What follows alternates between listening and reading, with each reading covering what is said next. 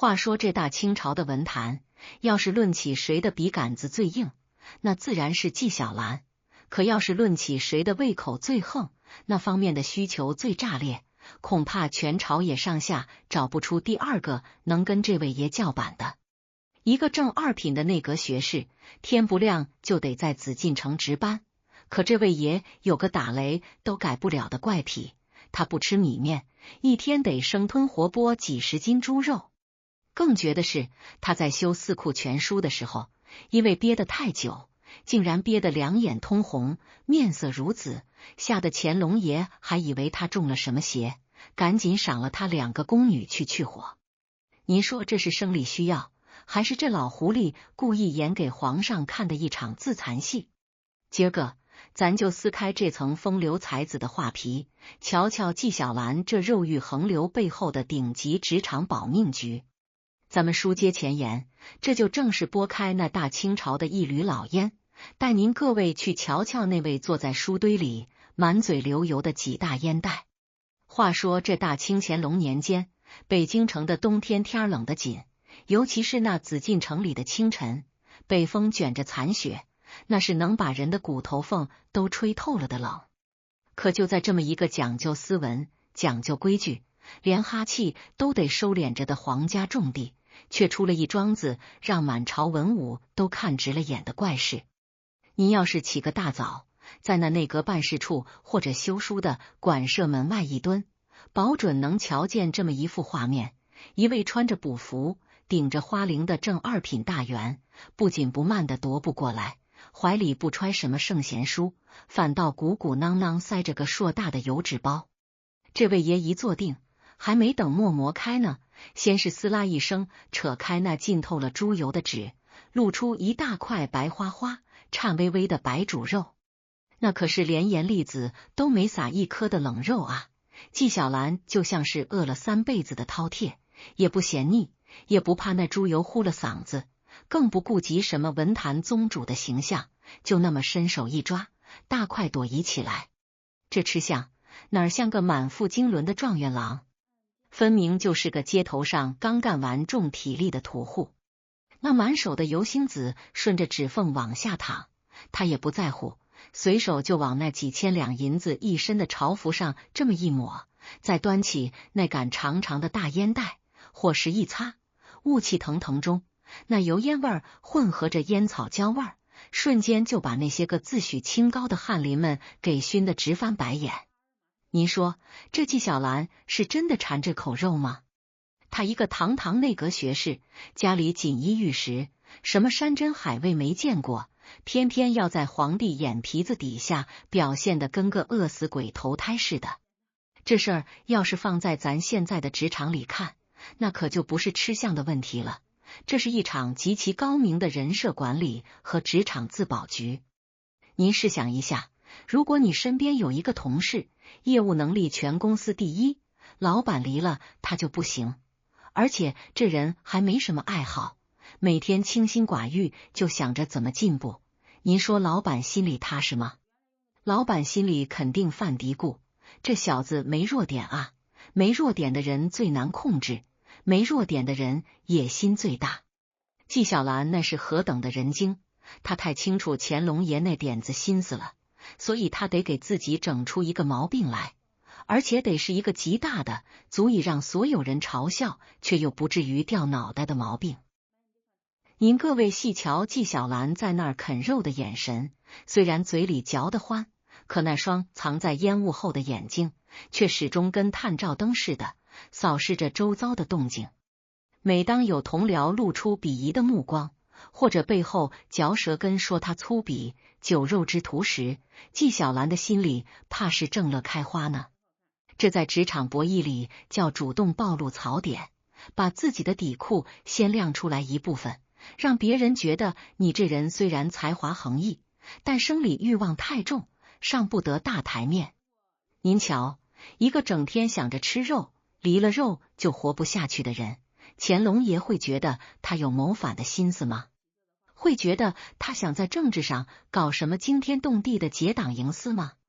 乾隆爷只会觉得这纪晓岚啊，就是个有才气的怪胎，好养活，一碗肉2个宫女就能打发了。这种降维自黑，其实是给自己的政敌们递了一把钝刀子，让他们觉得纪晓岚这种人只配在文山会海里打转，构不成实质性的威胁。这就是顶级聪明人的处世哲学，与其让别人费尽心思找你的黑料，不如你自己先造一个最大的黑料挂在脑门上，这就是所谓的大智若愚，更是大巧若拙。咱们再往深里拆解一层，纪晓岚那碗肉里头，其实还藏着一种对绝对理性的对抗。您看他那吃法，从不吃米面，只吃肉，这种偏执的饮食习惯，实际上是在建立一种个人的领地感。在那个等级森严的职场环境里，每个人都被磨平了棱角，大家都像是一个模子里刻出来的石狮子，唯独纪晓岚，他用这种近乎变态的嗜好，给自己画出了一道警戒线。他是在告诉周围的人，也包括那位至高无上的老板，我纪晓岚有我自己的逻辑，我的精神世界你们进不去，我的生理需求你们也干涉不了。这种不合群的表现，反而成了一种独特的竞争力。当所有人都跪着说奴才该死的时候，那个一边擦嘴上的猪油一边嘿嘿乐的人，反倒是那个最不容易被轻易替换掉的。这就像咱们在公司里，总有那么一个脾气古怪但手艺绝活的老技术大拿，他可能不修边幅，甚至开会的时候爱抠脚，但老板还就得忍着他，惯着他，甚至还得主动给他买肉吃。为什么？因为他表现出的这种低级趣味，恰恰是让上位者产生安全感的温床。可是，您以为这顿肉吃的真就那么舒坦吗？咱们得把镜头拉近，看看纪晓岚在无人时的那一抹叹息。每一块塞进嘴里的冷肉，其实都是一种自残式的表演。几十斤白煮肉下肚，那肠胃得受多大的罪？那血压，那血脂，能好得了吗？纪晓岚这是拿自己的身体在当赌注，在跟那如履薄冰的仕途做交换。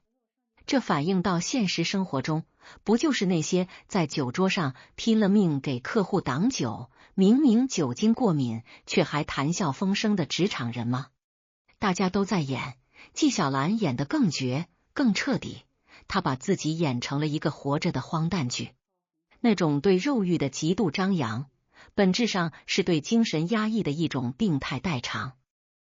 在乾隆爷那个控制欲极强的家长制管理下，纪晓岚这种级别的知识分子，如果想保住最后一点文人的尊严，他就只能把尊严踩在脚底下，用一种近乎自毁的方式告诉世人，看啊，我不过是个爱吃肉的肉口袋，你们别对我要求太高。这种心理上的博弈，每一分每一秒都在消耗他的生命力，但他别无选择，因为在那个权力的绞肉机里，你不把自己变成一块肉，你就会被别人当成一块肉给绞了。您各位说，这纪晓岚活得累不累？咱瞧着他那是吃香的喝辣的，实则他那是苦酒入喉心作痛。他那碗肉哪是给自己吃的，那是给这大清朝的规矩吃的，是给乾隆爷的多疑吃的。这种肉欲求生术，其实也给了咱们现代人一个警示，在任何一个高压的竞争环境里，如果你表现得太过于完美，太过于滴水不漏，那你离危险也就不远了。适当的显露一点点小恶，一点点癖好，甚至是故意让人瞧见你的某些不体面，反倒能让你的人际关系变得丝滑。大家都喜欢跟有缺点的人交朋友，因为那样没压力，老板更喜欢用有缺点的人，因为那样好拿捏。纪晓岚把这一点玩到了登峰造极的地步，他用这一碗碗不冒热气的冷肉，给自己筑起了一座名为荒诞的堡垒，任凭外面政治风云变幻，他自岿然不动。说到这儿，你可能要问了，光吃肉就能把这大清朝的高管位子坐稳了吗？那你也太小瞧纪晓岚了。这吃肉啊，不过是个引子，真正让这位爷在紫禁城里惊天动地的，是他在修书期间因为那一肚子的肉生出的另一股子火气。你想啊，这几十斤肉天天吃下去，又是壮年的底子，那火气上来了，没地儿泄去，那可是要出人命的。就在那个闷热的四库全书馆里，在无数个通宵达旦的夜晚，纪晓岚因为这股子火，整个人生生变了样。他的眼睛开始发红，甚至红得像要滴血，面色青紫，看人的眼神都带着一股子要把人吞了的邪性。那一回，乾隆爷亲自去视察工作，远远瞧见纪晓岚那个样子，吓得差点没从御轿上跌下来，心说这几大烟袋莫不是修书修得入魔了？还是说这老小子又要给朕演哪一出大戏？书接上回，咱们把那碗冷飕飕、油腻腻的白煮肉给撤下去，换上一盏浓艳的苦茶，接茬往这历史的深水区里趟。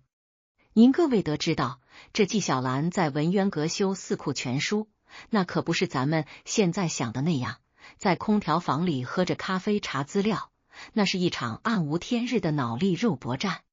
几千个文人墨客聚在一块儿，不仅要从浩如烟海的古籍里剔除那些让乾隆爷不痛快的反言，还得保证这几十万卷书一个错字而没有。这差事搁在现在，那就是世界500强企业的首席架构师在搞一个足以载入史册的巨型系统，稍有不慎，别说年终奖了，全家老小的脑袋都得搬家。在那暗无天日的修书馆里，堆得跟山一样的竹简帛书散发着一种陈腐的霉味儿，混合着几百号人憋出来的汗臭气，那种压抑感能把一个正常人活生生给憋疯了。可咱们这位纪大烟袋，他在这种极端的职场压力下，除了疯狂啃肉，又整出了一个让后世史官落笔时都得手抖的生理奇观，那就是他那双憋得比兔子还红，甚至透着一股子杀气的眼睛。话说那段日子，纪晓岚因为在宫里闭关修书，那是整整几十天没能回过家，没能亲近过家里的莺莺燕燕。这对于一个有着日欲熟女惊人体能，把这事儿当成1日3餐一样自然且必须的人来说，那是何等的煎熬。史书里有记载说，纪晓岚在馆里待得久了，整个人变得极度狂躁，面色由黄转紫，最后那一双眼珠子就像是烧透了的炭火，通红通红的，只要一抬眼，那眼神里喷出来的不是文气，而是让人脊梁骨发凉的欲望之火。周围那些个循规蹈矩的学士们见了纪晓岚都得绕着走，心说这纪大人莫不是中邪了，还是说这老小子憋坏了，要在这圣贤之地整出什么丧心病狂的事儿来。这种氛围就像是一个装满了火药的桶，只差一丁点火星子就能把整座文渊阁给炸上天。这其实就是职场中的极度心理过载。当一个人在长期的高强度的精神压榨下，他的生理本能会以一种近乎丑陋的方式爆发出来。就在这节骨眼上，大老板乾隆爷背着手慢悠悠的来视察工作了。您各位细想那个画面，乾隆爷那是何等的人精，他不仅仅是来查进度的，他那是来查人心的。他要看看这群掌握着天下智慧的文人们，在他这种高压统治下是不是真的服帖，是不是真的像他们笔下的圣贤书一样，心无杂念的做个工具人。乾隆爷一进门，这满屋子的学士都跪了一地，大气儿不敢出，唯独纪晓岚，他那一双红的要滴血的眼珠子，在昏暗的烛火下显得格外刺眼。这要是换个拎不清的，肯定得赶紧低头，生怕让皇上瞧出自己的不端。可纪晓岚呢？他非但不躲，反而就在那儿喘着粗气，让乾隆爷把这一脸的色相和狼狈看个真真切切。这在职场博弈里可是一招险棋中的绝招，叫做软肋外挂。您各位琢磨琢磨，乾隆爷为什么不治他的罪？因为乾隆爷在那双红眼睛里读到了一种让他无比踏实的信号。在上位者眼里，一个臣子如果太完美、太克制、太没欲望，那这个人就是最危险的。你不想吃肉，你不想女人，那你想要什么？你是不是想要这大好的江山？你是不是想要那至高无上的权利？纪晓岚通过这双红眼睛，把一个最私密、最猥琐，也最让圣贤门徒不耻的弱点，坦坦荡荡的亮在了阳光下。他是在告诉乾隆，万岁爷您瞧，我纪晓岚虽然才华通天，但我骨子里就是个离不开女人的俗物，我被这生理欲望折磨的都要发疯了，我哪儿还有心思去琢磨怎么造反，怎么结党啊？这种自毁长城式的心理展示，瞬间就消解了乾隆爷心中最后一丝猜忌。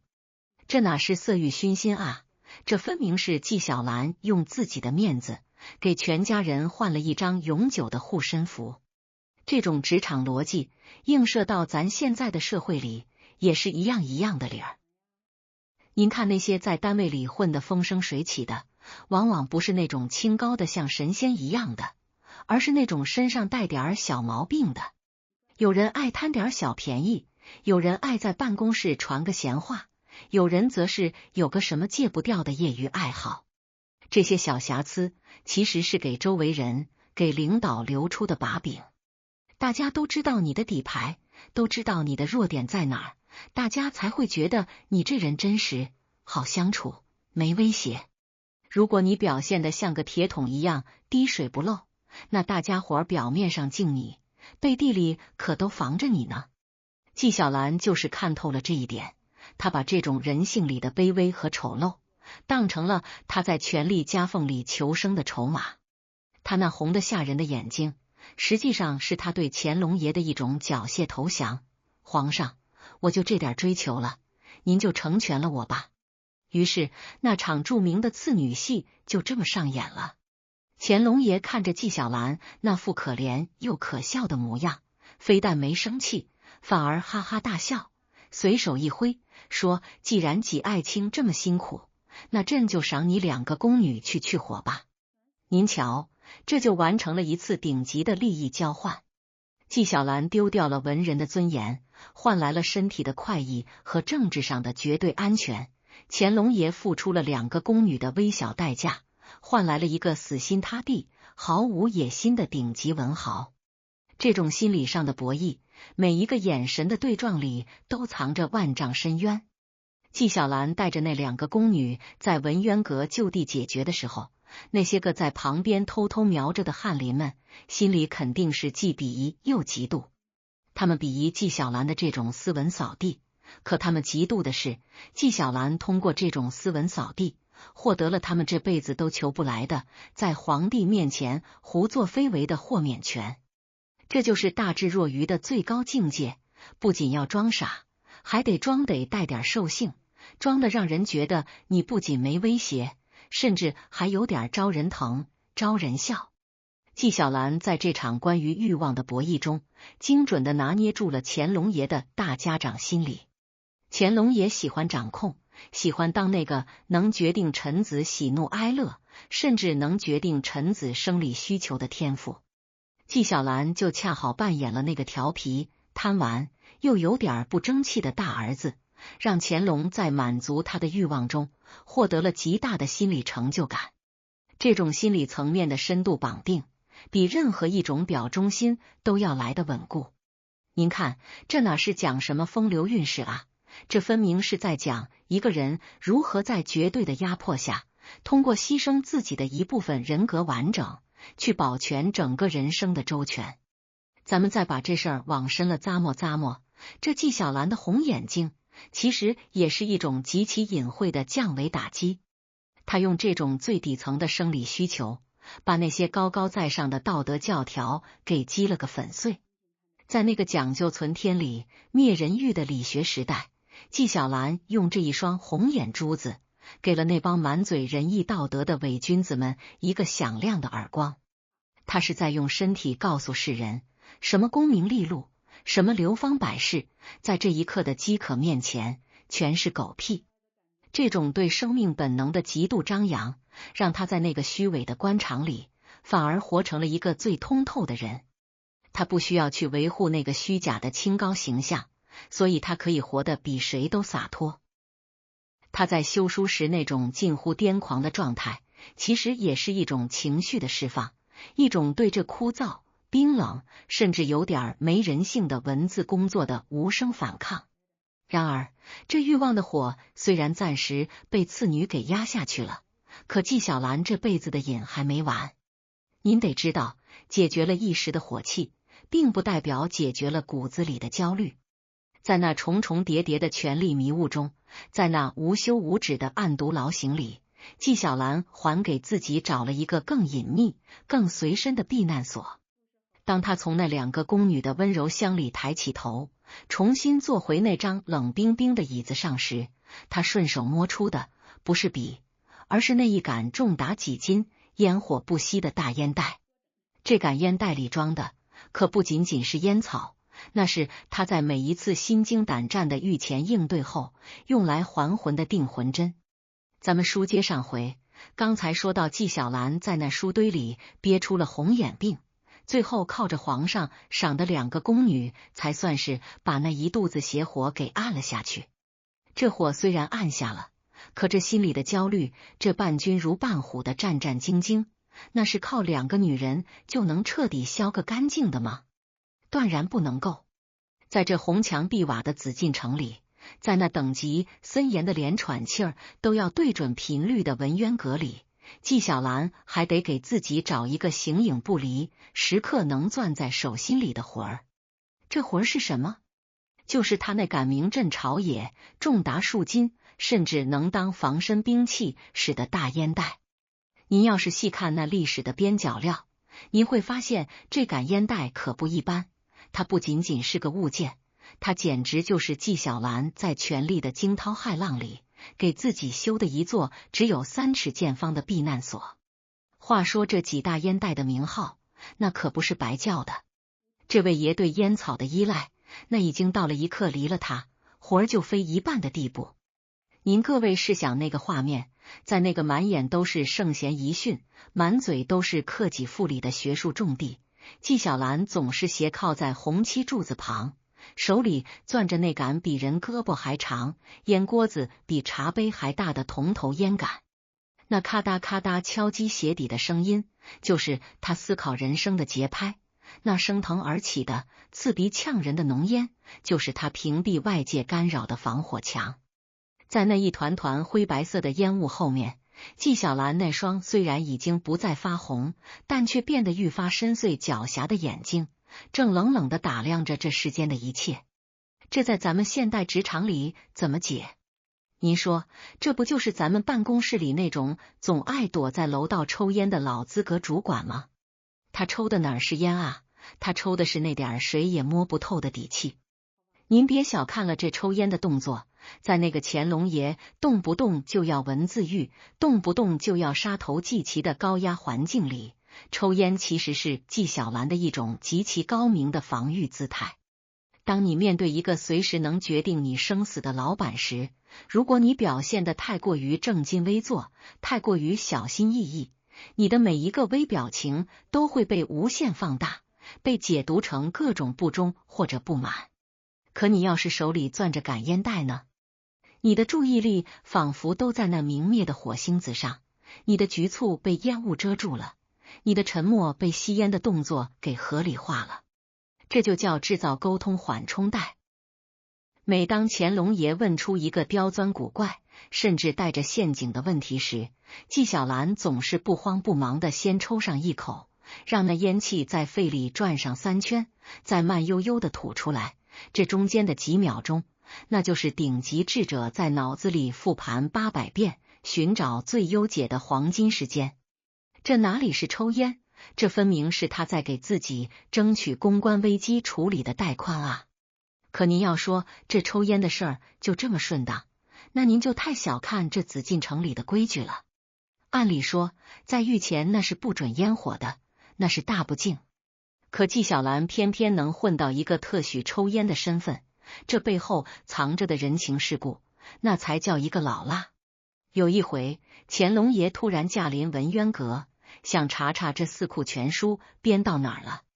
那时候纪晓岚正抽得过瘾，那一大锅烟才刚点着，火星子正旺呢。他一听皇上驾到，吓得是魂飞魄散。这要是让皇上瞧见自己在这儿吞云吐雾，那不成了藐视圣公了吗？慌乱之中，纪晓岚也没地儿藏，索性牙一咬，顺手就把那正烧着火的烟锅子往裤腰带里一塞，扑通一声跪倒在地，高呼万岁。您各位想象一下那个场景，那可是烧红了的铜烟锅子啊，就这么贴着皮肉塞进去了。乾隆爷那是诚心要逗逗他，还是真的没发现？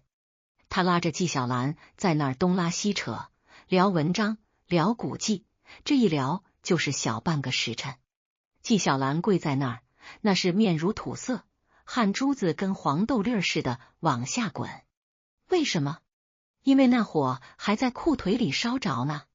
那种钻心的疼，那种皮肉被烫熟的焦糊味儿，甚至那冒出来的丝丝青烟，纪晓岚硬是咬碎了牙往肚子里咽，脸上还得陪着笑，还得对答如流。这就是顶级职臣的抗压能力。在绝对的权力面前，身体的痛那都不叫痛，那叫效忠的成本。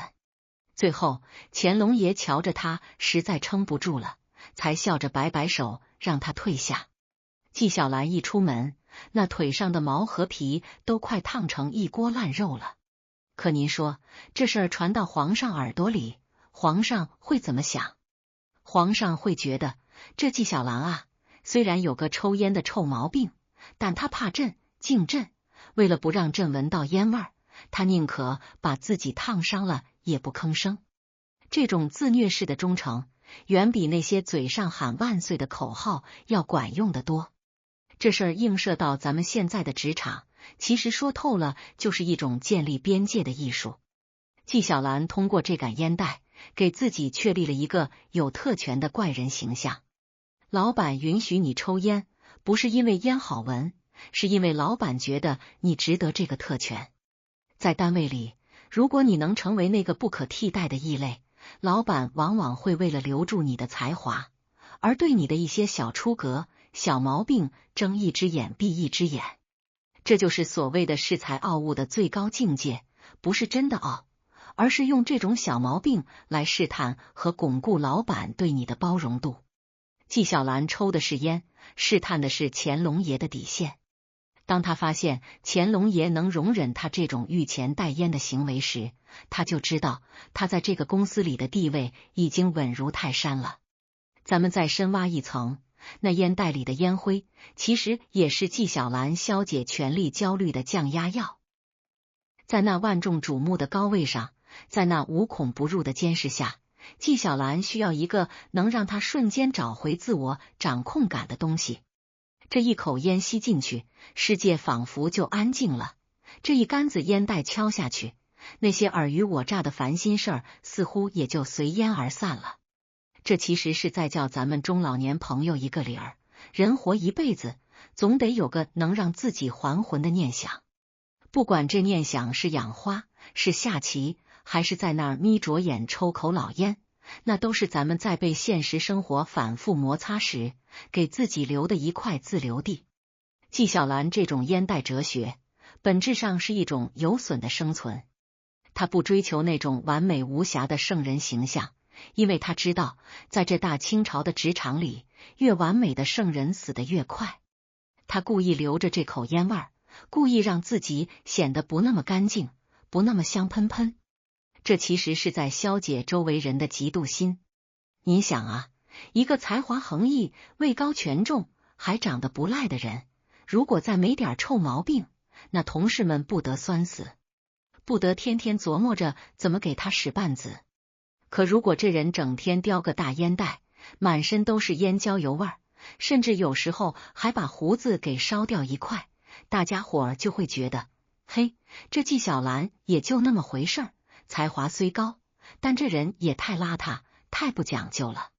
这种降维的形象构建，让他在同事中间有了呼吸的空间，也让他在这险恶的官场里多了一层厚厚的保护色。然而，你要是觉得纪晓岚这辈子就躲在烟雾后头装傻充愣，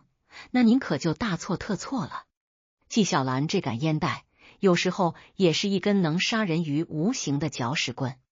他爱讲段子，爱开玩笑，那些带着荤腥儿、带着讥讽的俏皮话，往往就是借着那吞云吐雾的劲儿给甩出来的。他能在谈笑间让对手无地自容，也能在插科打诨中把乾隆爷伺候得通体舒坦。这哪是耍嘴皮子啊，这分明是纪晓岚在用他的泥土气去解构那大清宫廷里最冰冷的权力逻辑。接下来咱就得聊聊这纪晓岚更绝的一招了。光吃肉、抽烟、好色，那还只是外加功夫，真正让他能跟和珅那种顶级权臣玩猫鼠游戏而不落下风的，是他那一肚子的歪财和那张能把死人说活的嘴。您各位想不想听听纪晓岚是怎么在那看似下流实则风流的荤段子里，把那些个道貌岸然的贪官污吏给骂了个狗血淋头，还让对方不得不陪着笑脸的？他是怎么在那充满肉搏战意味的对话里给乾隆爷下套，又顺带手把自己的职场对手给坑得找不到北的？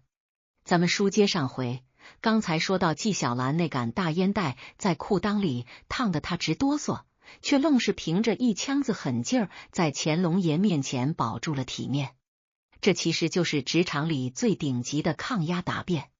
可您要是觉得几大烟袋只会这一招自残式的尽忠，那您可就太小瞧这位文坛宗主了。纪晓岚之所以能在大清朝的官场里横着走，除了那一肚子肉和那一杆子烟，最核心的重型武器其实是长在他鼻子底下那张能把死人说活，能把圣人说乐，更能把贪官说哭的铁嘴。咱接着第4部分，就专门聊聊这纪晓岚是如何在那看似没正经，实则藏讥讽的荤段子里，玩出一场场降维打击的职场博弈。话说这乾隆盛世，面上瞧着是烈火烹油，鲜花着锦，可内里那规矩是真多啊！大臣们见个面，那得是衣冠楚楚，满口仁义道德，恨不得把《论语》刻在脑门上。在这种人人装圣人的氛围里，要是没点子泥土气，那这日子过得可就太紧巴了。纪晓岚就是那个敢在锦绣丛里撒野的雅痞。您各位闭上眼想那个画面，在某个酒酣耳热的内阁小宴上，或者是乾隆爷南巡那摇摇晃晃的官船里，一众大员正襟危坐，气氛沉闷得像一锅快煮干的浆糊。这时候，纪晓岚眯缝着那双烟熏火燎的小眼，不紧不慢地敲了敲烟锅子，嘴角往上一勾，露出那么一抹带着点坏又带着点通透的笑，开口便是一个让人脸红心跳却又拍案叫绝的段子。您说这哪是讲笑话啊？这分明是纪晓岚在给这将死的官场秩序松土。这在咱们现代职场里怎么讲？这就叫向下兼容的破冰术。您各位想必在公司里也见过那种业务精湛但高冷的像座冰山的领导，大家都敬他，但也怕他，这种人往往最后成了孤家寡人。纪晓岚可不傻，他知道自己才华太高，名声太大，要是再整天摆出一副天下第一才子的臭架子，那同事们的唾沫星子都能把他淹死。所以他选择用这种极具生活化，甚至带点荤腥儿的幽默来消解那种阶级对立。他敢跟小太监开那种下三路的玩笑，也敢在那帮满口微言大义的大学士面前讲那民间野史里的男女风流。您说这是老不休？非也。当一个正二品大员愿意跟你讲个荤段子的时候，他其实是在自降身份，是在传递一个信号：我跟你一样，也是个有血有肉、有七情六欲的俗人。这一招使出来，什么官威，什么嫉妒，什么隔阂，全在那一阵阵哄堂大笑中给化干净了。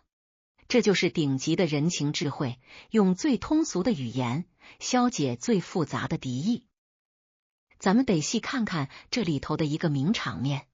话说有一回，何大人和珅在那儿显摆自己的权势，言语间对纪晓岚这种穷秀才出身的有点不怀好意。换做别人，可能就得引经据典的对回去了。可纪晓岚不，他瞧见旁边跑过去一只狗，便故意大声问和珅：“哎呀，何大人，您博学多才，您瞧瞧这走过去的，是狼还是狗？”这话里话外是借着谐音在损和珅呢。和珅那是何等的精明，立马反唇相讥，垂尾为狼，上书为狗。您瞧，这两位顶级高管在那儿斗嘴，表面上是骂大街，实则是在进行一场高强度的职场智力测评。纪晓岚之所以敢这么玩，是因为他算准了乾隆爷喜欢看这种双虎斗，更喜欢这种带着点市井气的机智。这种博弈让他在维持了文人风骨的同时，又显得不那么具有攻击性，让对手觉得他虽然嘴损，但还是个可以沟通、可以共存的玩友。这种雅俗共赏的本事，其实是纪晓岚在做一种认知上的降维打击。他能把深奥的哲学道理揉碎了塞进一个让人发笑的段子里。这说明什么？说明他把人性给看透了。在那个绝对权力的核心，大家都活得太假了，假到最后连自己都信了。纪晓岚这种荤素不忌的泥土气，就像是一面照妖镜，把那些道貌岸然背后的猥琐、贪婪和虚伪全给照得清清楚楚。他通过讲这些段子，实际上是在建立一种非正式的权威。在正式场合，大家听皇上的，但在茶余饭后，大家都想听纪晓岚的。这种话语权的转移其实是非常可怕的。如果您在职场中能成为那个在紧张时刻讲个幽默段子让大家彻底放松的人，那您的人格魅力就已经超越了您的职位本身。但是咱们得看透这笑声背后的那一层凉意。纪晓岚讲段子真的只是为了博人一笑吗？非也。有些段子那是带着刺带着血的。当他看到朝廷里的不公，看到老百姓的疾苦，而他又无法通过正式渠道去抗争时，他就会把这些愤怒化作一个个尖酸刻薄的讽刺。他就像个手持绣花针的刺客，在那欢声笑语中精准地刺入对手的软肋。您看他那些关于太监、贪官、伪君子的揶揄，哪一个不是在替天行道？这就是文人的另一种肉搏战。他不用刀子杀人，他用笑声杀人。这种方式最隐蔽，也最无解，因为你总不能因为人家讲了个笑话就治人家的罪吧？这种合法性的冒犯是纪晓岚最得意的护身符。说到这儿，咱得反问您一句，换作是您，在那种动不动就满门抄斩的环境里，您敢这么嘴欠吗？您敢在那儿吞云吐雾间，把皇帝老儿的陈年旧事拿出来调侃吗？纪晓岚敢，那是因为他手里攥着一份免死金牌，那就是他在乾隆爷心目中那个纯粹文人的形象。他越是表现的放荡不羁，越是表现的好色是肉，爱讲段子，乾隆爷就越觉得他没志向，好控制。这种通过自我矮化、自我戏谑来完成的职场晋升，那是需要极大的心理建设和战略定力的。他把自己活成了一个笑话，实际上是为了保住那个最清醒的真相。咱们现实生活中，很多老伙计退休了，或者是还在职场奋斗的，总觉得要端着，要有个长辈的样子，要有份职业的尊严。可您看看纪晓岚，他告诉咱们，真正的尊严不是端出来的，是活出来的。当你能坦然面对自己的欲望，能幽默地对待生活中的尴尬，能用一种接地气的方式跟不同层次的人打成一片时，您才是真正的高人。纪晓岚这种泥土气的雅致，其实是对生命的一种热烈拥抱。他知道这官场冷冰冰，所以他得用那点荤段子把自己焐热了，也把身边的人焐热了。然而，您别以为这嘴皮子上的功夫就能让他一辈子高枕无忧。这世上有一种东西比段子更复杂，比肉欲更深沉，那就是家里的那本经。纪晓岚在外面风流快活，在那儿拿捏皇帝，调戏权贵，可回到家，面对那一屋子的妻妾儿女，面对那剪不断理还乱的家族伦理，这位爷又展现出了另一种让人意想不到的冷酷与慈悲。您各位肯定想知道，这个在外面爱讲荤段子的老顽童，在家里是如何教育儿女的？他在那些鬼神传说里，到底偷偷塞进了多少关于婆媳争斗、夫妻反目的私货？当他放下了那杆烟袋，吐出最后一口烟圈，目光看向家里那个深邃的庭院时，他的眼神里到底藏着什么样的恐惧和无奈？这哪是讲鬼故事啊，这分明是他对这世间伦理道德的一场终极审判。咱们书接上回，刚才说到纪大烟袋在那大清朝的职场里，凭着一腔子肉欲和满嘴的荤段子，在乾隆爷那儿混了个混世魔王的免死金牌。这人活到这步田地，是不是就算到头了？位极人臣，名满天下，兜里有烟，怀里有肉。可您要是真这么想，那您可就把这大清第一聪明人给看扁了。这人啊，越是到了高处，那风就越凉；这戏啊，越是演到了谢幕，那台下的影就越长。咱们这第5部分得把那喧闹的铜锣声往后撤，聊聊这纪晓岚晚年那让人脊梁骨发凉的沉默与疯狂。您各位试想，一个靠舌头吃饭的人，到了临了，为什么突然就不说人道了，反而关起门来，在那昏黄的油灯下，一笔一画的写起了那些个狐仙鬼怪、阴曹地府的阅微草堂笔记？话说这大清乾隆晚年，那天儿可比早些年阴沉多了。乾隆爷虽然还坐在那龙椅上，可这老爷子老了，耳根子软了，多疑的心思却跟那荒草似的疯长。这时候的和珅已经不是当年的小跟班了，那是权倾朝野的二皇帝。纪晓岚呢，他就像一棵被狂风吹了被子的老柳树，根扎得深，可枝叶已经开始枯了。您要是走进那时候的阅微草堂，保准能瞧见这么一幅扎心的画面。纪大烟袋不再在那儿高谈阔论了，他整个人缩在一张磨得发亮的太师椅里，那杆大烟袋虽然还在手里，可火星子半天不亮一下。他看着窗外那影影绰绰的树影，眼神里没了一丁点儿当年的讥讽，反而透着一种让人琢磨不透的死寂。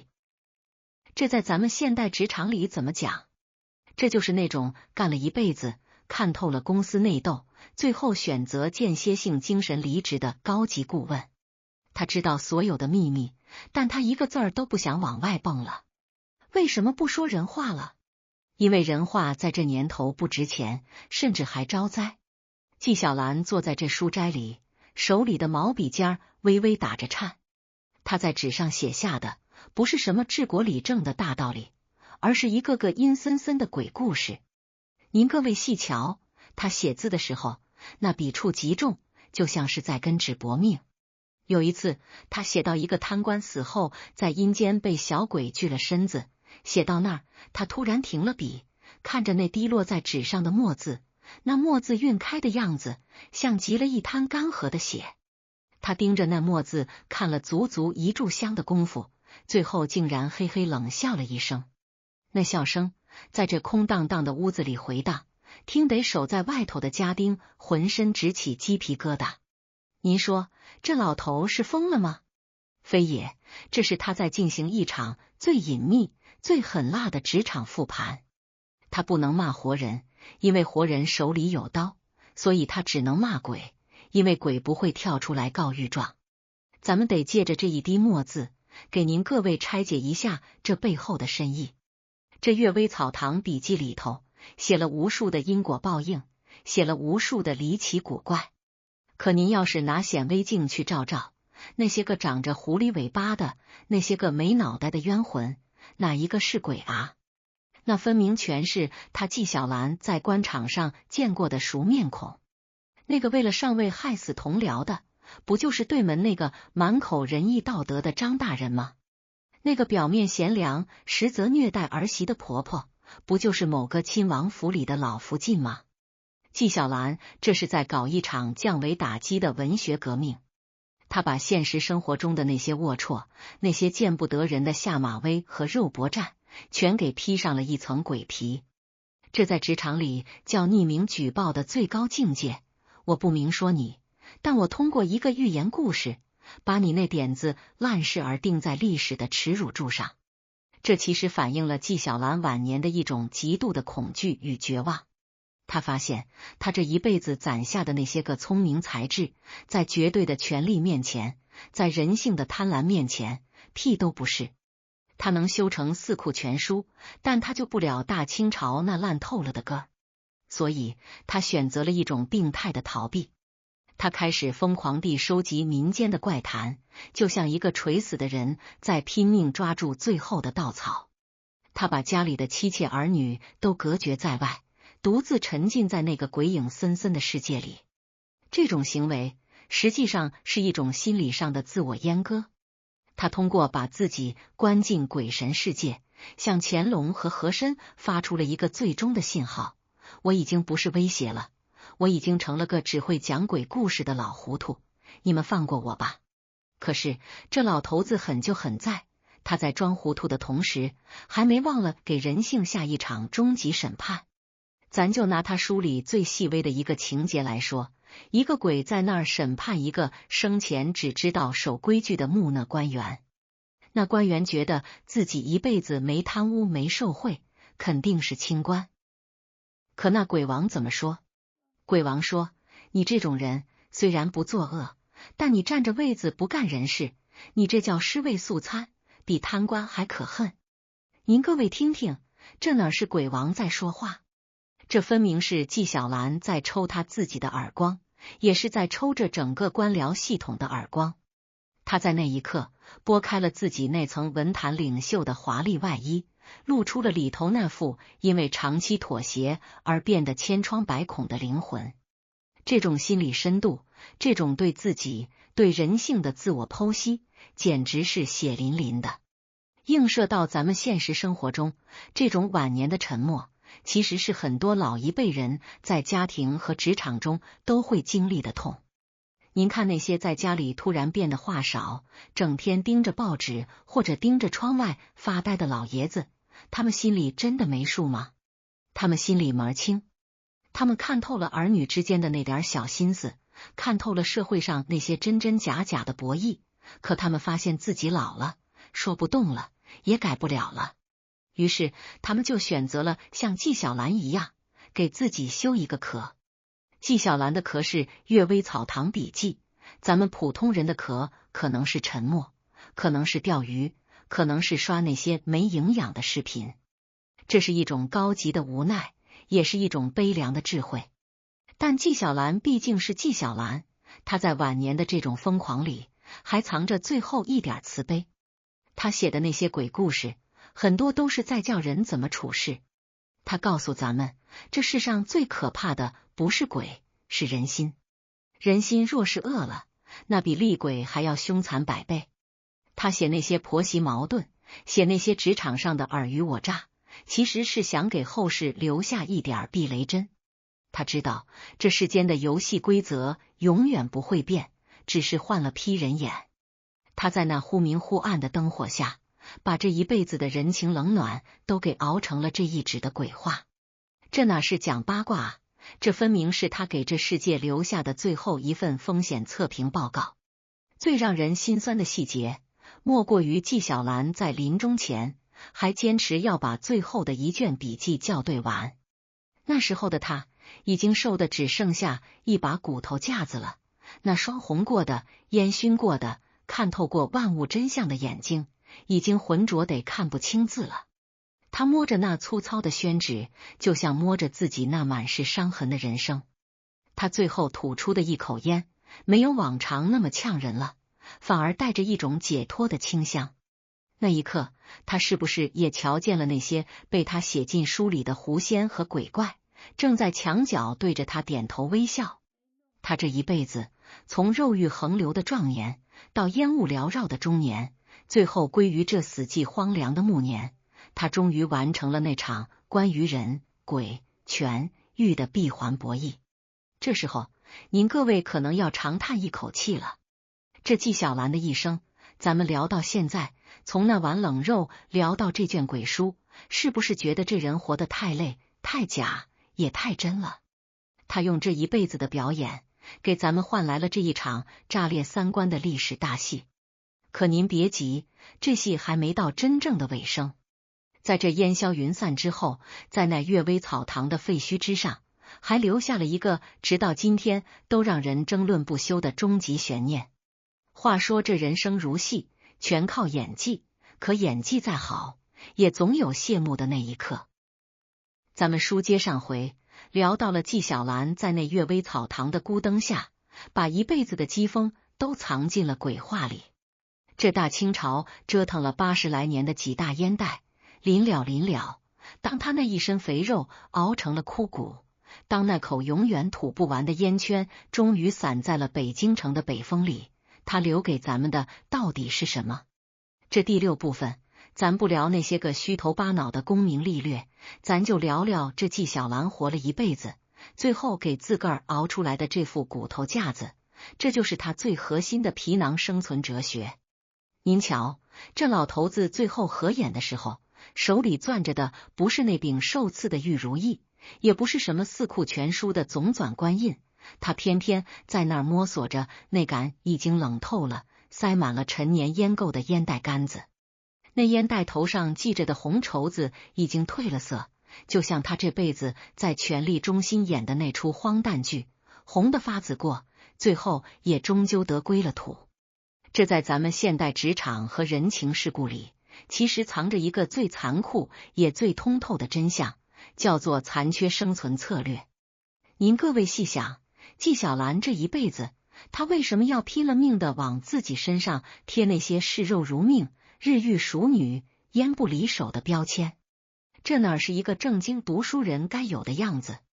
但这恰恰就是他的高明之处。在一个极其严苛、动辄得咎的绝对权力系统里，一个才华横溢到让老板都感到威胁的人，如果他不把自己搞臭，不给自己整出一身的坏毛病，他怎么能活到81岁的高寿？这在职场里就叫自我降维，消解敌意。他通过这种近乎自残的，甚至是有点恶心的生理展示，完成了一种极其隐秘的权力对冲。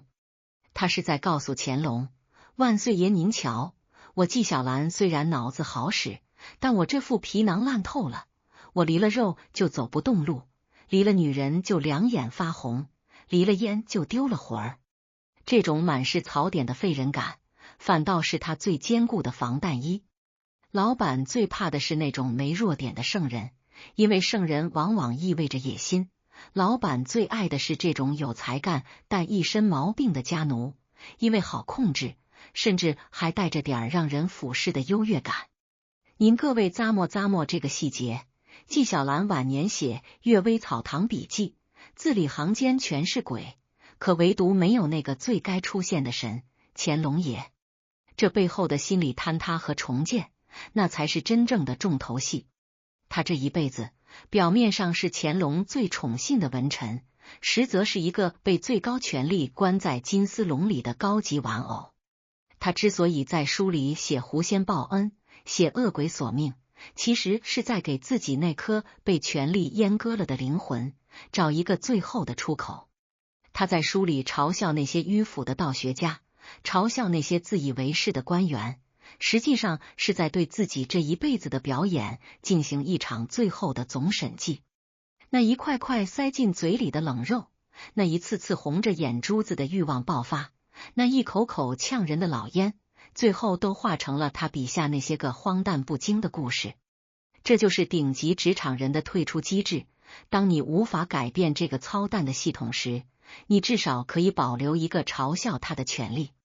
纪晓岚用鬼神之说把现实社会的规则给拆解了个稀碎，这是一种极其冷酷的慈悲，也是一种极其体面的精神离职。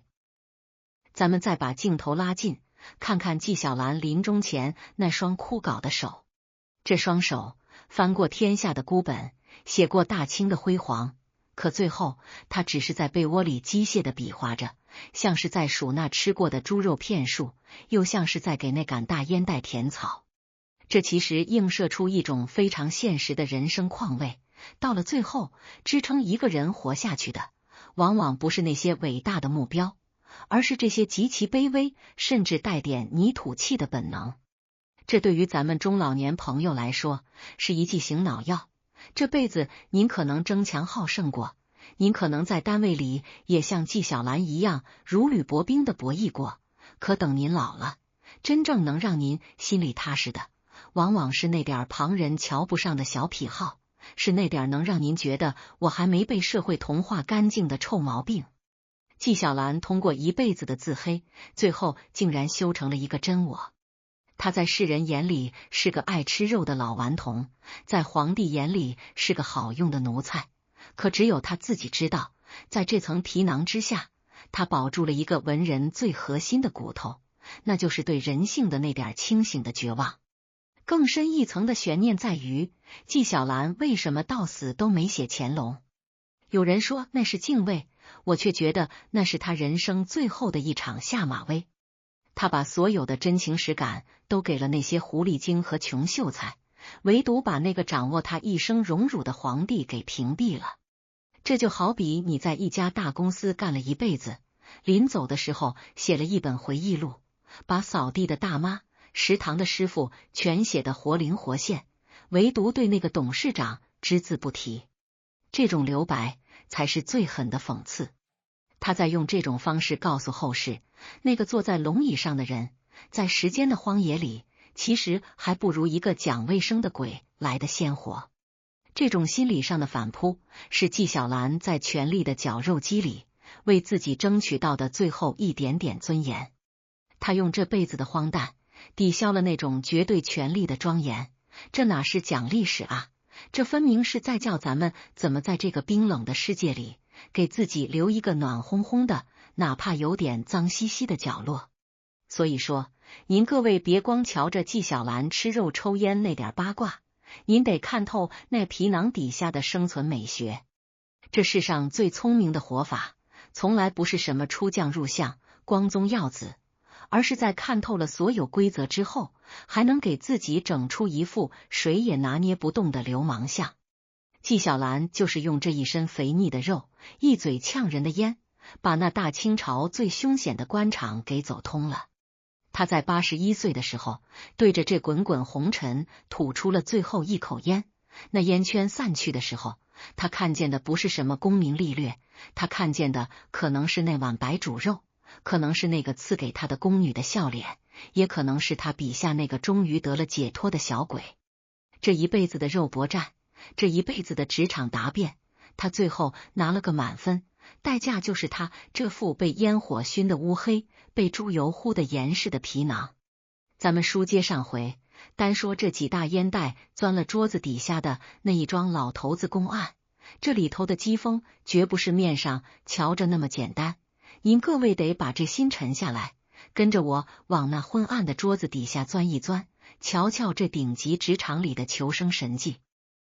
话说那乾隆爷在那儿稳坐泰山，身边的和珅早已看出了端倪，却只是眯着眼在那儿阴笑，也不言语。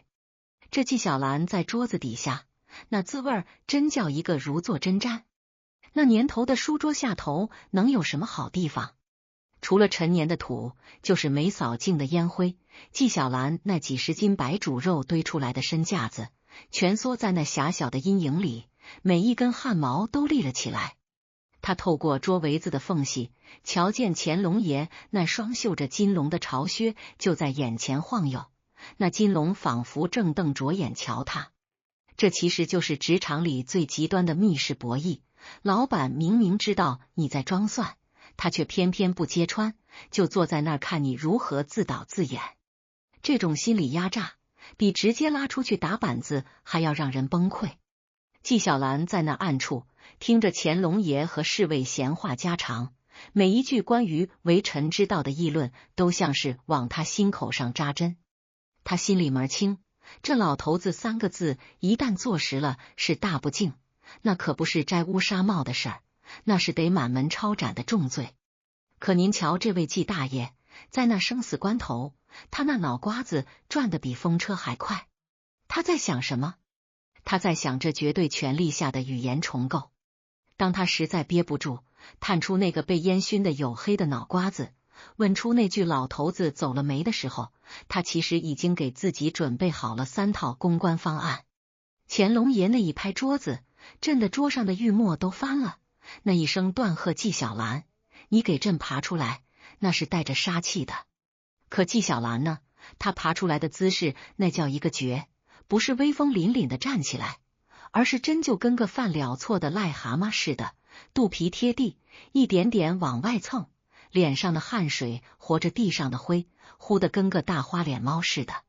这在职场博弈里叫彻底的肢体臣服。我先把尊严踩进泥里，让你这老板就算有再大的火，瞧见我这副狼狈相，那杀心也得减了3分。等他跪稳了，那番关于老头子的解释，那简直是旷古绝今的马屁艺术。您各位细品那3个字：老者，万寿无疆之谓也；头者，万物之首领也；子者，天之骄子也。这话要是从个马屁精嘴里说出来，乾隆也肯定觉得腻歪。可从纪晓岚这平时不着调、爱讲荤段子的老顽童嘴里蹦出来，那就带了一种奇妙的化学反应。这叫反差化异美。我平时损你、逗你，关键时刻我用最深刻的文化底蕴把你抬到天上，这种马屁才叫拍到了骨髓里。乾隆爷听完，那脸上的阴云瞬间就散了，甚至还带着点得意。为什么？因为乾隆爷也是个文人，他最受用这种带着学问的心机。这种博弈映射到咱们现代，就是当你在背后编排领导被抓了个现行，你不能光是求饶，你得把那个负面的外号重新定义成一个高大上的尊称，还得说的义正辞严，让领导觉得如果不原谅你，那就是他不识抬举，不懂幽默。可您要是觉得这事儿到这儿就圆满了，那您就没瞧见这平静水面下的暗流。纪晓岚在那儿陪着笑，乾隆爷在那儿哈哈大笑，这君臣2人笑声交织在一起，实际上是一场关于边界感的重新确认。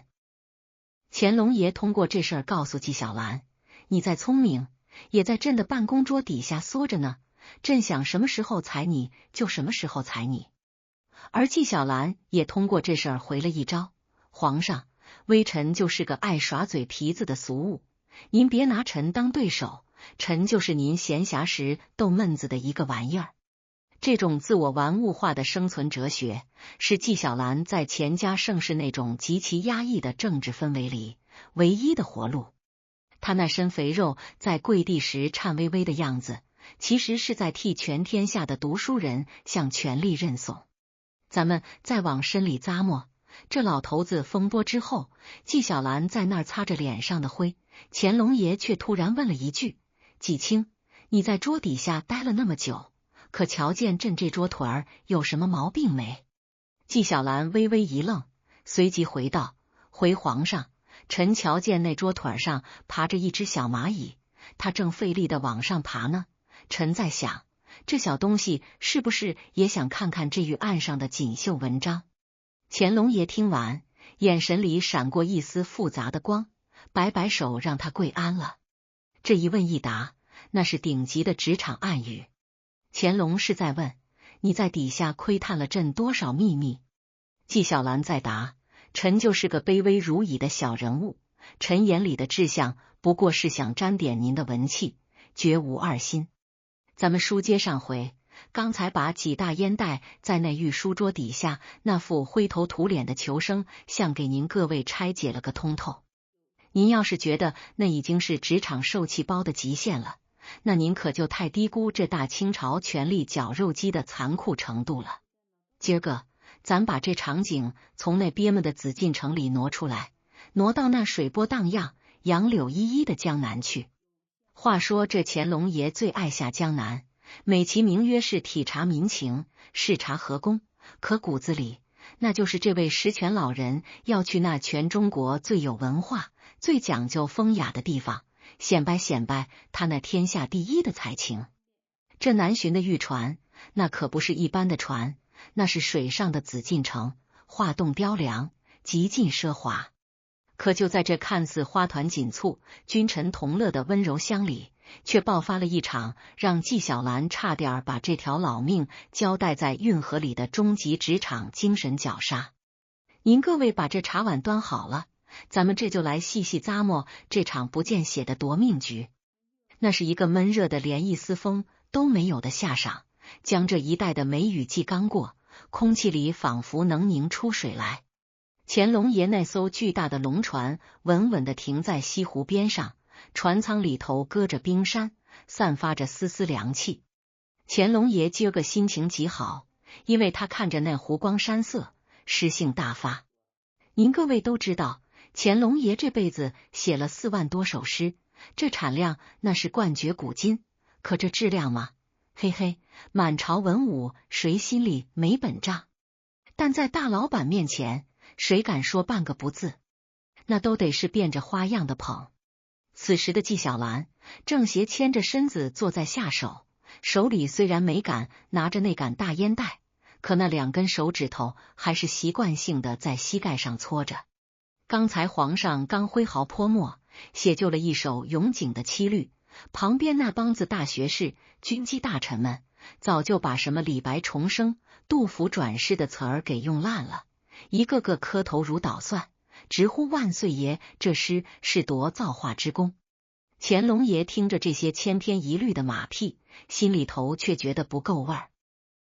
他是个极度自负的人，他不仅要听奴才们的欢呼，他还要听全天下最有学问的那个人的专业认证。于是乾隆爷那双锐利的眼睛透过缭绕的檀香青烟，精准地锁定了坐在角落里不怎么吭声的纪晓岚。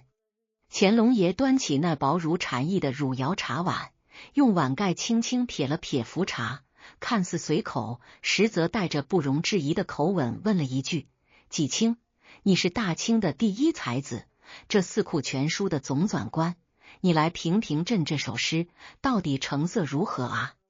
您各位咂摸咂摸这个画面，那茶碗盖磕在茶碗上的叮当一声脆响，在这落针可闻的船舱里，简直就像是催命的阎王帖。纪晓岚心里咯噔一下，他太知道这是一个送命题了。换作平时，他肯定顺水推舟，编几个极其生僻的典故，把乾隆爷给绕晕，然后再狠狠地夸上一通。可那天，或许是江南的湿热让他那脑子有点短路，或许是这文人的那一丝底线突然在心头炸了湿，又或许是他觉得自己在皇帝心里的分量已经足够重，可以偶尔说句带点专业水准的真话了。纪晓岚微微往前探了探身子，没敢抬头，只是盯着地上那光可见人的金砖，字斟句酌的开口了：回万岁爷，陛下的诗自然是气象万千，格局宏大。只是这第3句与第4句的转折之处，那韵脚若是能再稍微沉实一分，似乎更能压得住这西湖的万顷碧波。这话一出，您各位猜怎么着？整个船舱里的空气仿佛在一瞬间被抽干了。刚才还跟着附和的大臣们，一个个吓得屏住了呼吸，恨不得把自己缩进地缝里去。因为他们看到乾隆爷端着茶碗的手停在了半空中，原本那张春风和煦的脸瞬间阴沉的像一块快要滴水的生铁。乾隆爷没有立刻发作，他先是将那茶碗重重的啪一声蹲在了紫檀木的条案上，那滚烫的茶水溅出来，落在了乾隆爷那明黄色的龙袍上，可他连看都没看一眼。他死死地盯着纪晓岚，那眼神里没有愤怒，只有一种高高在上的看蝼蚁一般的鄙夷。过了足足有一盏茶的功夫，乾隆爷那薄薄的嘴唇里冷冰冰的吐出了一句话：纪晓岚，你总以为这天下的学问都在你肚子里，你真当朕不知道你是个什么东西？朕不过是看你还有点微末才学，把你当成那养在笼子里的昌优罢了。你不过是朕解闷的玩意儿，你还真把自己当成可以对朕指手画脚的名臣了。昌佑，您各位听听，这2个字是从一个受过最高儒家教育的帝王嘴里说出来的。什么是昌优？那是下九流里的下九流，是出卖色相，靠在台上装疯卖傻，讨主子欢心的戏子和妓女。对于一个饱读诗书、官居正二品，天天把圣贤之道挂在嘴边的文坛宗主来说，这2个字比直接拉出去砍了他的脑袋还要残忍10000倍。这在咱们现代的职场里，就是最极致、最狠毒的人格剥夺与职场霸凌。这就像是一个公司的核心技术大拿，平时老板叫你一声级总，跟你称兄道弟，结果有一天你在业务方案上稍微反驳了老板一句，老板当着全公司的面指着你的鼻子骂，你算个什么东西？你不过是我花钱雇来的一条看门狗，惹我不高兴，我随时换了你。这种从云端瞬间被踹进粪坑的心理落差，足以瞬间击溃一个成年人所有的心理防线。纪晓岚在那一刻，整个身子像是被雷劈了一样，僵在了原地。他没敢抬头看乾隆的脸，因为他怕自己眼里的绝望和屈辱会被皇帝当成怨恨。他能听到自己脑子里那根名为文人风骨的弦，在嘣的一声中彻底断裂。他以为自己是跟皇帝共建盛世的合伙人，结果皇帝一句话就把他的底裤扒了个精光，告诉他，你只是个会写字的奴才，一个没有尊严的玩物。这种极度的羞辱，让纪晓岚连求饶的话都说不出来了。他没有像电视剧里演的那样大呼皇上息怒，臣该死，他只是极其缓慢地机械地把头重重地磕在了那冰冷的金砖上，发出一声沉闷的咚声，然后一言不发，像一具被抽干了灵魂的行尸走肉一般，慢慢退出了那个华丽的让人窒息的船舱。接下来的3天，那才是这场心理暗战的最核心部分。纪晓岚回到自己的小船舱里，门窗紧闭。那个平时一天要吃几十斤肉、烟袋锅子一刻不离手的老狐狸，竟然不吃不喝，甚至连那根救命的大烟袋都没再碰一下。他就那么直挺挺地躺在硬木板床上，两眼直勾勾地盯着船舱的顶板。外头的随从吓得魂飞魄散，以为这纪大人是要绝食寻短见。可您各位要真觉得纪晓岚是在寻死，那您可就太小瞧他那犹如海底针一般深沉的心机了。在职场里，当你遭受到大老板毁灭性的降维打击时，你如果立刻去痛哭流涕的认错，老板只会觉得你贱，觉得他骂得对。你如果跳起来反抗，那就是找死。纪晓岚选择的是第3条路，用极度的自毁来制造沉默的威压。他在那3天里，其实是在进行一场生死攸关的心理盘算。他太了解乾隆了。乾隆是个极度自恋，但也极度需要情绪价值的皇帝。纪晓岚如果真死了，或者真废了，那天下人怎么看？天下人会说乾隆爷心胸狭隘，容不下一个指出诗歌韵脚毛病的大才子。乾隆爷最在乎的就是自己的名声。纪晓岚不吃不喝，这是在向皇帝传递一个无声的抗议，也是在赌乾隆心里的那点明君情节。他把自己当成了一块放在案板上的肉，就看大老板那把刀到底是真剁下去，还是轻轻拍2下。这3天的时间，纪晓岚的皮肉在迅速干瘪，但他那张权力博弈的网却正在黑暗中越收越紧。果不其然，到了第3天傍晚，乾隆爷那边坐不住了。大老板发完脾气，气儿也消了，转头一想，自己那首诗确实韵脚有点虚，再一想，身边没了这个满嘴荤段子、一身泥土气，天天能把自己逗乐的几大烟袋，这下江南的日子也太无聊了。于是乾隆爷身边的贴身太监捧着一碗御赐的参汤，敲开了纪晓岚的舱门，传口谕说皇上宣他去伴驾。纪晓岚听到这话的时候，那干裂的嘴唇微微动了一下。他知道自己这条老命保住了，而且这场博弈的下半场该他出牌了。当纪晓岚再次出现在乾隆爷面前时，那副尊容连乾隆爷都吓了一跳。短短3天，纪晓岚瘦脱了相，眼窝深陷，脸色蜡黄，走路都打着晃，仿佛一阵江风就能把他吹进运河里去。乾隆爷心里其实有点内疚，但他毕竟是皇帝，绝不可能认错，只是端着架子冷冷地问了一句：怎么？纪清这几天是病了，还是对朕那天的教诲心怀怨怼啊？您听听，这就是老板的杀手锏，明明是他把你逼到了绝路，他还得倒打一耙，试探你的忠诚度。这时候，历史迎来了一个极其惨烈却又极其高妙的转折点。纪晓岚没有哭诉自己的委屈，也没有为自己那天的直言辩解，他颤巍巍地跪倒在地，用那沙哑的几乎听不清的嗓音，一字一顿地回答了那句让后世无数职场人闻之落泪的绝唱。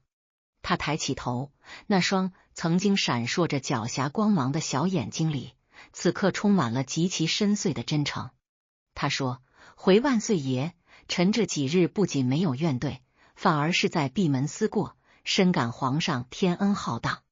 皇上那天说的对，臣算什么名臣大家？臣就是个粗鄙不堪的玩意儿。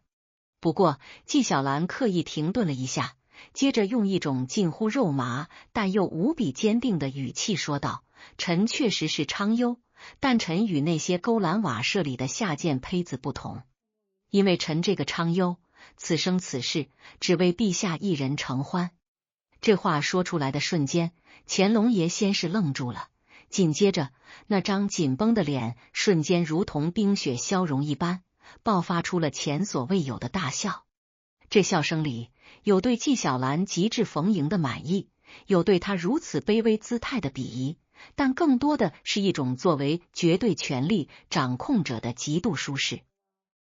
您各位咂摸纪晓岚这句话的毒辣之处，他全盘接受了那个最侮辱人的标签，甚至把它刻在了自己的脑门上。但他巧妙地加了一个前缀：只为你一人。这在心理学上叫做通过极致的自我矮化来获取排他性的特权。他是在告诉乾隆，您既然说我是妓女，好，我认了，但我不是随便谁都能玩的，我是您私人的、独占的、高级的玩物。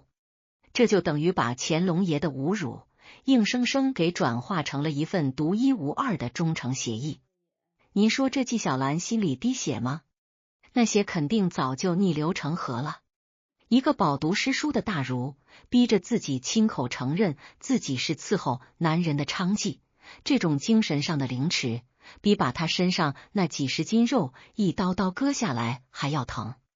但这就是职场最高级别的任性。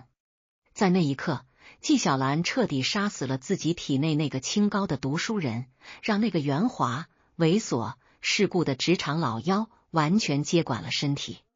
他用这句让人恶心却又无法反驳的话，瞬间化解了一场足以灭族的政治风暴。他深知，在绝对的集权之下，尊严是最不值钱的奢侈品。你只有把尊严亲手碾碎了，糊在老板的脸上给他当面膜用，你才能换来第二天继续站着呼吸的权利。通过这一场惊心动魄的南巡答辩，咱们这些在现实生活里摸爬滚打的中老年朋友们，是不是也得重新掂量掂量什么叫面子？在单位里，在社会上，咱们总为了那一口气，那一点虚无缥缈的面子去跟人争个脸红脖子粗，最后往往吃亏的是自己。纪晓岚用他差点丢命的教训告诉咱们，真正的高手是没有情绪的，或者说他的情绪全都是拿来当筹码交易的。当你能把别人甩过来的脏水笑着喝下去，还能咂巴咂巴嘴说这水真甜的时候，这世上就没有什么人什么事能真正伤得了你了？纪晓岚凭着这番自我阉割式的表白，不仅重新赢回了乾隆爷的宠信，甚至让乾隆爷觉得欠了他一个人情。从那以后，这季大烟袋吃得更凶了，烟抽得更猛了，浑身的泥土气更重了。他彻底放飞了自我，因为他知道自己已经在这大清朝的职场里拿到了那张最难拿的免死金牌。一个连脸都不要了的人，老板还能拿你怎么办呢？咱们书接上回，在那闷热的仿佛能拧出水来的江南运河上，纪晓岚在那艘极尽奢华的皇家画舫里，用一句臣此生只为陛下一人承欢，把这大清朝最顶级的职场危机给硬生生化解了。您各位可能会觉得，这事儿说到这儿，皇帝哈哈一笑，纪大烟袋捡回一条老命，这南巡的惊险戏码就算是彻底翻篇了吧？要是您真这么想，那您可就把这大清朝的政治斗争想得太简单、太温情脉脉了。那可是乾隆爷，一位把帝王心术玩到了出神入化境界的实权老人，在绝对的权力面前，投名状交上去了，并不意味着危机就解除了，反而意味着一场更加残忍、更加旷日持久的服从性测试才刚刚拉开大幕。您各位把这茶水续上，咱们这就透过那几百年前的江南烟雨，看看这纪晓岚是如何在这场差点丢了命的南巡后半段，用一种近乎自毁的癫狂，彻底斩断了自己作为天下读书人领袖的最后一点念想，从而换取了那张带血的免死金牌。话说那天，乾隆爷听了纪晓岚那番自甘下贱的表白后，虽然龙颜大悦，但帝王的多疑就像是复古之居，绝不会轻易散去。乾隆爷心里那盘算盘打得噼里啪啦响，这纪晓岚脑子太活了，今天他能为了活命自降身价，谁知道他心里是不是真的服气？万一这老小子是卧薪尝胆，表面上装孙子，背地里在江南这帮文人学子中借机败坏朕的名声呢？不行，还得再试，不仅要试，还要当着天下人的面，把这纪晓岚的文人脊梁给彻底敲碎了，让他永世不得翻身。于是乾隆爷当即下令，今晚在画舫上大摆筵席，压惊赐宴，而且特意吩咐御膳房给纪晓岚准备双份的肥腻白肉。您各位咂摸咂摸这道旨意里头的阴狠，纪晓岚已经整整3天水米未进，那胃里头早就饿得缩成了一团，这会儿给他端上2海碗油汪汪、颤巍巍的肥肉，这哪是赐宴啊，这分明是要他的老命。这在咱们现代的职场里，就如同老板在你大病初愈、刚做完胃肠手术的时候，非逼着你在酒桌上连干3瓶高度白酒，你不喝就是不给面子，就是对公司不忠诚。当那2碗连一丝瘦肉星子都看不见的白肉端到纪晓岚面前时，整个船舱里的空气再次凝固了。周围的王公大臣们都在偷偷拿眼角瞟着这位刚刚从鬼门关爬回来的大才子，看他如何接这一招。纪晓岚盯着那冒着油光的肉，那张干瘪蜡黄的老脸，忍不住抽搐了2下。他那肠胃此刻就像是被1000万根钢针扎着一样疼，但他知道乾隆爷那双鹰一样的眼睛正坐在金銮宝座上，死死地盯着他。这是一场没有退路的豪赌。纪晓岚没有片刻犹豫，他甚至连筷子都没用，直接伸出那双颤抖的枯手，抓起那油腻的肉块就往嘴里塞。他嚼得极其夸张，吧唧嘴的声音在安静的船舱里显得格外刺耳，那白花花的猪油顺着他的嘴角、下巴直往下流，滴滴答答地落在他那身名贵的朝服上。他一边吞咽着这足以让他胃穿孔的毒药，一边还故意装出饿死鬼投胎般的贪婪相，含混不清的高呼：“臣叩谢皇上天恩！这肉真是天下第1等的美味，臣这3天3夜梦里都在馋着一口啊！您说他吃得香吗？那每一口咽下去的都是一个读书人碎裂的尊严。那顺着喉咙滑下去的猪油，简直比滚烫的铁水还要灼人。但他必须吃，不仅要吃光，还要吃出一种病态的欢愉。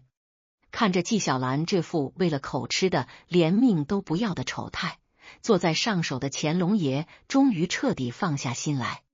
在乾隆爷看来，一个被口腹之欲控制到如此地步，吃相如此粗鄙不堪的奴才，怎么可能还有心思去琢磨什么家国天下、造反夺权？纪晓岚用这一顿激进自残的暴饮暴食，彻底夯实了自己废人的人设。这场宴席过后，纪晓岚大病了一场，上吐下泻，几乎丢了半条命。但他那颗在权力刀尖上悬了3天的心，却终于稳稳地落回了肚子里。这就叫肉身祭道，用身体的极度摧残去换取政治上的绝对安全。然而，这仅仅是南巡炼狱的开胃菜。几天后，皇家船队浩浩荡荡地抵达了江南的文化中心扬州。这扬州城可是大清朝的文脉所在，无数的江南才子、大儒名士都汇聚于此。这些人早就听闻四库全书总纂官纪云纪大人的威名，听说皇上带着纪大人来了，江南的学林简直沸腾了。大家都盼着能一睹这位天下第一才子的风采，指望着他能在这江南水乡留下几篇震古烁今的锦绣文章，好给读书人长长脸。乾隆爷自然也知道这帮江南文人的心思，这正好给了他一个绝佳的舞台。乾隆爷要在江南的这些士子面前导演一出才子跌落神坛的大戏。在一个春光明媚的夏晌，乾隆爷在扬州的瘦西湖畔赐宴当地的名士大儒，特意命纪晓岚随侍在侧。那些江南才子们一个个衣冠楚楚，风度翩翩，端着文人的架子，满眼放光地看着跟在皇帝身后身形有些佝偻的纪晓岚。酒过3巡，乾隆爷开始发难了。他故意当着众人的面，指着湖面上的一处景致，大声说道：“今日江南名士云集，纪清，你作为朕亲封的天下第一才子，又是四库全书的主编，总该在这风雅之地赋诗一首，让这江南的才子们开开眼界，也显显咱们朝廷的文教之盛啊！”这话一出，全场的目光瞬间聚焦在了纪晓岚的身上。江南才子们屏息凝神，准备聆听圣音，而纪晓岚的心里却在这一瞬间闪过了10000个念头。这又是一个极其狠毒的连环套。纪晓岚太清楚了，如果自己今天在这里才华横溢，写出了一首绝古超今的好诗，赢得了江南才子们的满堂彩，那结果会怎样？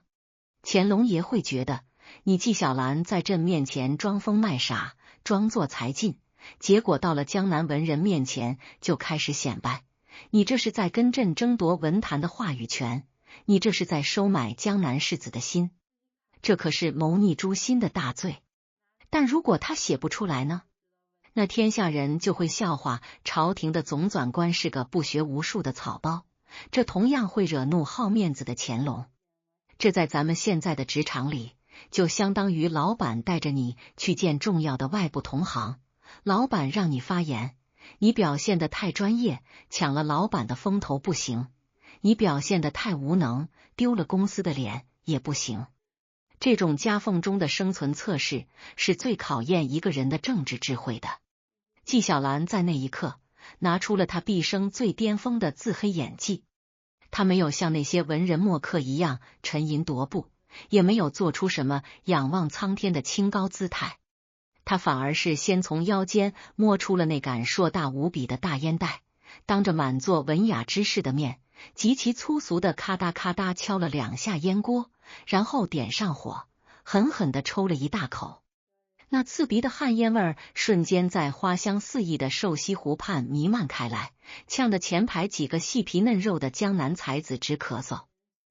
接着，纪晓岚咧开那张吃过无数油腻肥肉的嘴，露出一口被烟熏黄的牙齿，用一种近乎市井无赖的戏谑口吻随口吟出了一首极其通俗，甚至带着点儿打油诗味道的粗浅诗句。那诗句里不仅没有什么生僻的典故，甚至还夹杂着几个不登大雅之堂的民间俚语，听起来就像是街头巷尾那些不入流的落地秀才瞎编的顺口溜。当纪晓岚这首诗念完的那一刻，整个瘦西湖判死一般的寂静。那些原本满怀期待的江南才子们，一个个面面相觑，脸上的表情从震惊、疑惑，逐渐转为了难以掩饰的鄙夷和失落。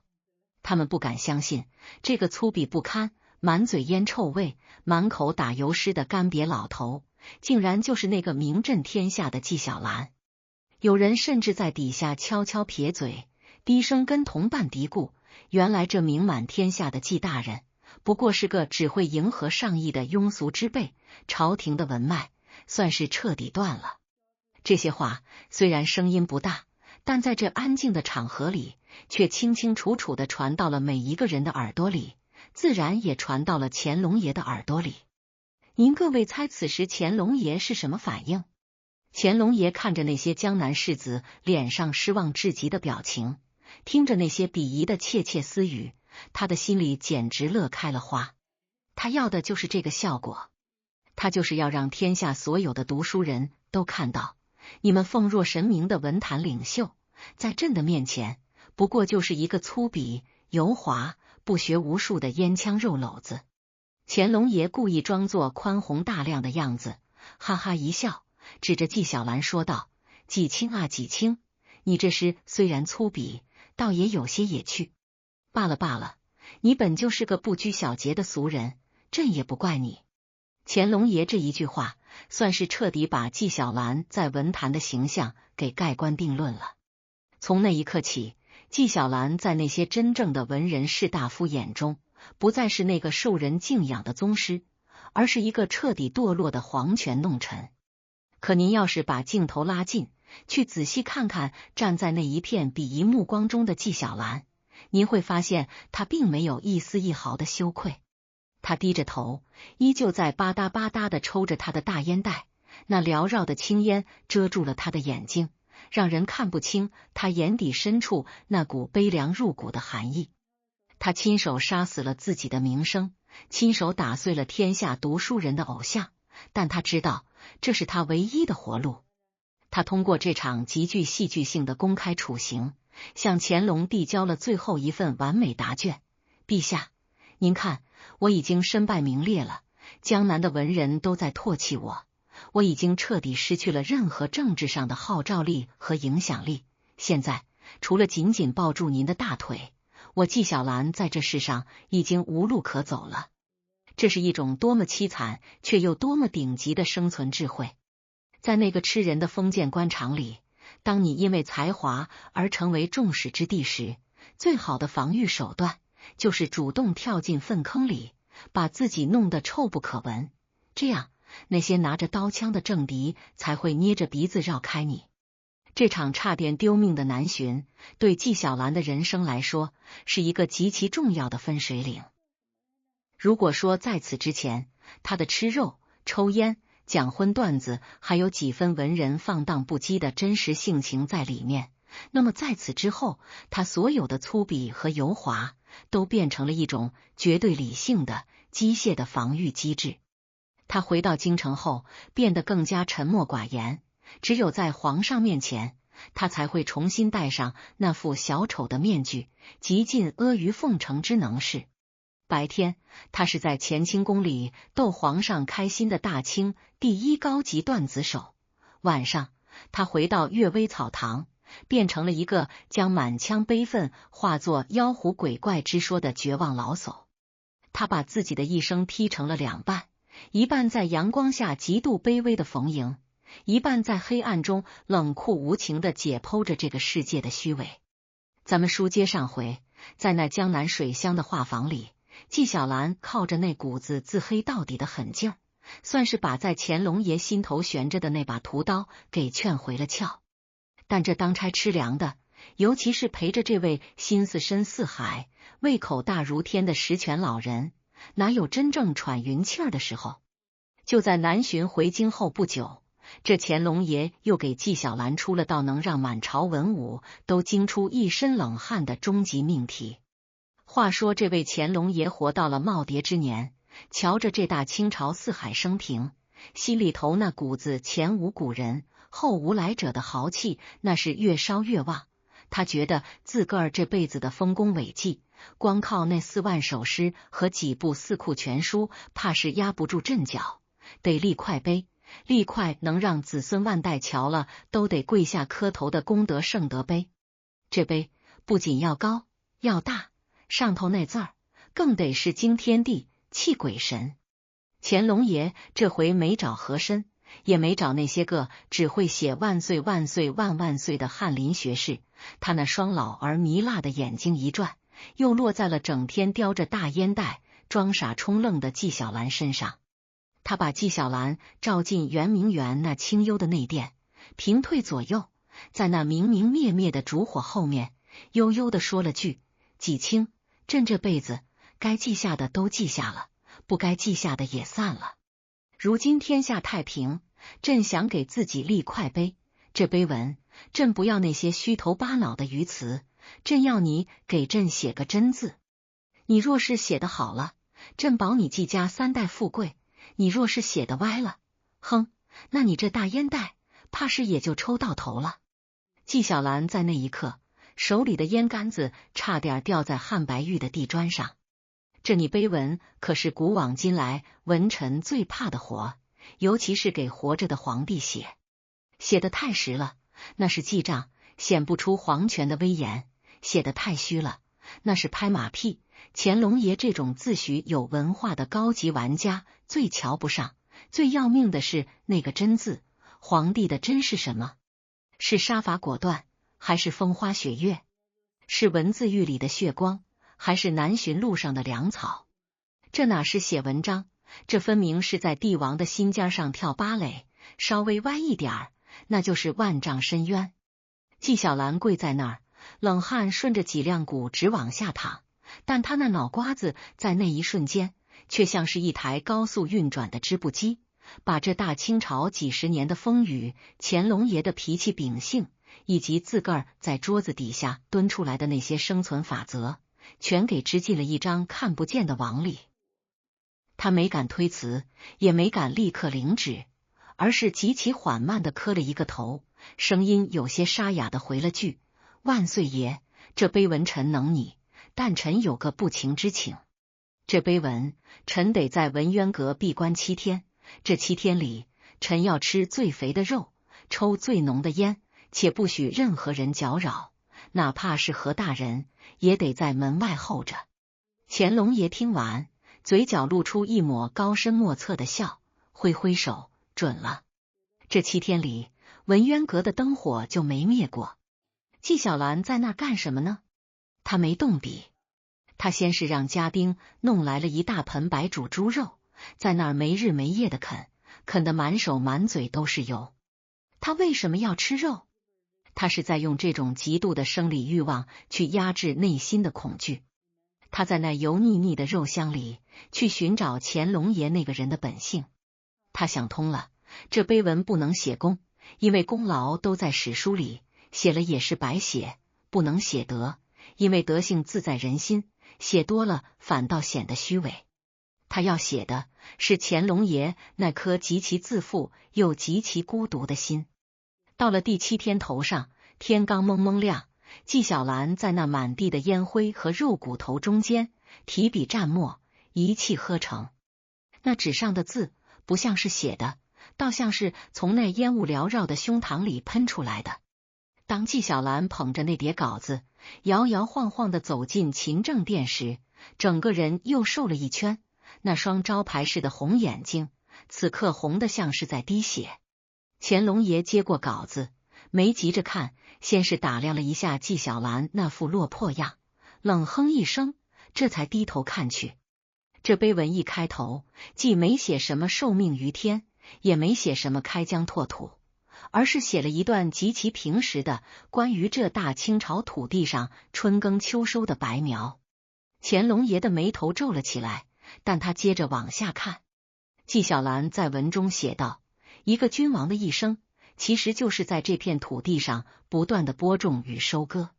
播种的是规矩，收割的是顺从；播种的是恐惧，收割的是太平。写到中间，纪晓岚笔锋陡然一转，开始写起了乾隆爷那些个十全武功背后的寒风与枯骨，写起了那些个文字狱后的笔墨寂寥。和珅在旁边瞥了一眼，吓得脸都绿了，心说这纪晓岚是活腻歪了，这是在当面揭皇上的疮疤啊！可乾隆爷的手却在那一刻微微颤抖了起来。纪晓岚在文末用了那个最惊心动魄的典故，他写道：这碑立起来是给活人看的，但这碑倒下去才是给历史看的。这大清的江山不在石头上，在那杆还没熄灭的烟袋里，在那碗还没吃完的白肉里，在那老百姓还没断掉的念想里。大殿里静得能听见蜡烛爆花的声音。乾隆爷合上稿子，闭着眼，半晌没说话。纪晓岚跪在那儿，已经做好了被拉出去午门斩首的准备。可没想到，乾隆爷长叹一声，睁开眼时，那眼神里竟然透出了一丝几十年都没见过的疲惫的慈悲。乾隆爷指着纪晓岚笑骂道：纪晓岚啊，纪晓岚，你这老东西，真是把朕这辈子的那点子虚荣和阴狠全给包了个干净。你这文章不是你碑文，你这是在给朕写悼词啊！纪晓岚磕头说：臣不敢，臣只是觉得万岁爷是天底下的主子，也是天底下最难当的人。这碑若是只写好话，那便是一块顽石；若是写了真话，他便是万岁爷的魂儿。乾隆爷最后竟然没改一个字，只是在末尾亲笔批了一个善字。这碑后来到底立没立成，史书上说的含糊，但这君臣二人在这场碑文博弈中的那次灵魂赤裸，却成了大清官场史上一段最吊诡也最深情的绝唱。这纪晓岚哪是在写碑文，他是在用命给乾隆爷做一次心理按摩。他知道乾隆爷老了，那种高处不胜寒的孤独，不是几个马屁能填平的。他故意写那些个血光和枯骨，是给乾隆爷一个认错的机会，一个在自个儿内心里跟自个儿和解的机会。这在职场里叫向上共情的最高境界。老板已经成功到头了，你再夸他有钱有势，那是废话。你得夸他这一路走来的不容易，夸他那些个为了成功而不得不做的恶，最后都能被时间原谅。纪晓岚这笔是手术刀，也是创可贴。他这一番操作不仅没丢命，反而让乾隆爷觉得这满朝文武只有这几大烟袋才是懂他的那个知音。和珅在那儿看了半天，最后只能暗自叹气，这纪晓岚的剑那是长在骨头里的，但他的身也是咱们这些只看银子的人这辈子都够不着的。这场碑文风波其实是纪晓岚在帮乾隆爷完成最后的一次政治秀。他让皇帝通过承认自己的不完美，从而达到了一种更高层次的神圣化。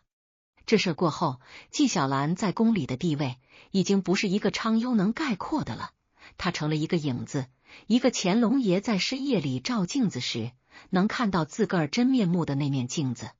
从那以后，纪晓岚那杆大烟袋在紫禁城里敲得更响了，那吃肉的声音也更大了，因为他知道只要这面镜子不碎，他这颗脑袋谁也摘不走。